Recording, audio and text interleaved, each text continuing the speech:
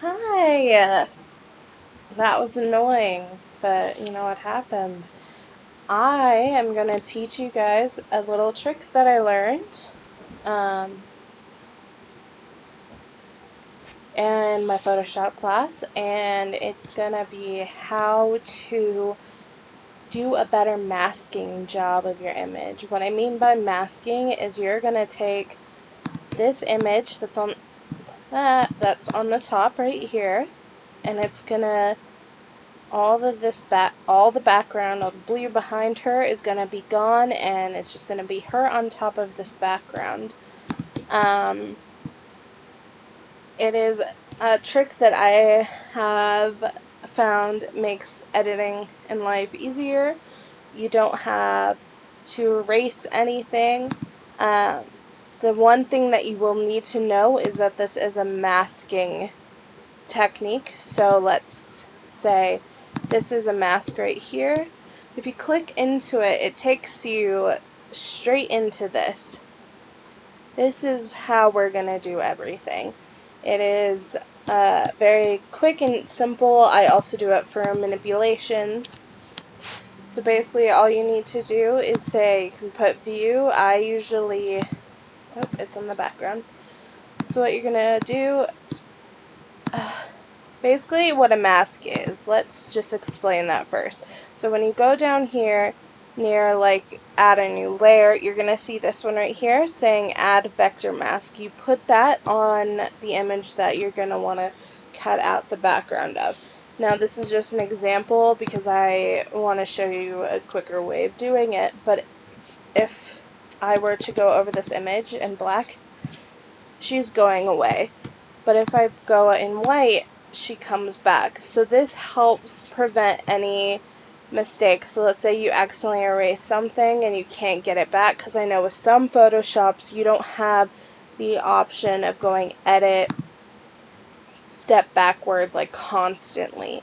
Like my Photoshop will go back probably about 20 steps. I am aware that a lot of the Photoshops that you guys have are mainly giving you maybe 5, maybe more, but it's not that much. So if you make a mistake and you figure it out later, I would suggest using a mask because it saves you time and it's a lot easier to use. So make sure you are clicked on the layer that you want. So I'm just going to name the layer, and then we're going to name the background layer. I'm going to get rid of this one. So a lot of you guys probably don't notice this, but you can unlock this layer. You can even use it and keep it, but for future reference you can unlock it and you can use the background and change the color. I typically don't use the main background, so I always end up just deleting it because it's just there for no apparent reason. So with the tailor layer selected, I will go up to select, which is right next to type and filter, and you go down to select and mask, or Alt Control R. So let's do Alt Control R. It's going to take you here. The image will show up in red.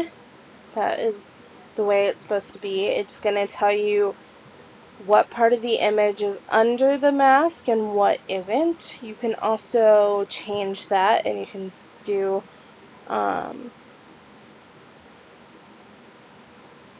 I believe it's onion skin, where it's like as you work on it you can see her kind of showing up against the background. That is one way of doing it, but for now I'm going to go ahead and do the overlay. So you're going to want to go over here to the quick selection tool, and then you can zoom in, which is Control++, and you can change the size of your like brush head by using the brackets next to your P key. And what you do is you just go over her. Do not touch the, try your best not to touch the outline of her. So let's say if I did this, it would get the background. So make sure that you're only touching in the middle, and then it'll do its job and make sure it doesn't hit the background. If it does, you can always fix it. That's the beauty of a mask. You can just get rid of all of this. Now, hair. Hair is the one thing that I am most excited to say that I have finally figured out a trick that always works for me. It is with the same tool, and it's great. You can get all of the little tiny hairs that are basically everywhere. What you do is you go down to here to Refine Edge Brush tool. It is right below the quick selection. All you do is you go over it, over the hair. You might have to do some fixing and make sure that everything is in the vector. Like you can see right here, there's some red, so you just go back and you fix it. Super easy. And then we're going to press OK, and we're going to see what it did. So it does a really nice job of cutting her out. And the beauty of this is that you can go and fix it. You can keep working on it. You can make sure that it still looks good. So like right now I'm not the biggest fan of the way the hair came out using the Refine Brush tool, so we're going to go back over it. And you can mess with like the tool settings and, you know, make sure it's the right fit, because sometimes it's just not.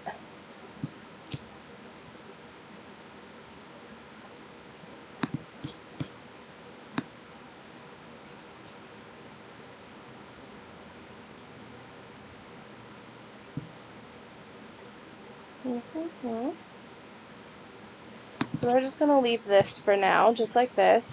I think it looks fine. Everything will get kind of fixed the more you work on it. As you can tell, like, her hair is in the image, everything else is in the image. She is cut out a lot better than the traditional, like, let's see, there's the background eraser tool that I've used where you literally just start cutting out the background. The eraser tool, it's better than that, better than the quick selection. Honestly, this has changed the way I edit. I feel like I am a lot more in tune with everything than I was before. I also just feel it gives you a lot cleaner of a look, and at the end of the day it saves time. And I know a lot of us, you know, are always trying to cut corners in editing, and I think that this way has definitely helped me. But yeah, that's basically the quick selection tool, or not quick selection, the select and mask tool. So if you have any further questions, feel free to ask.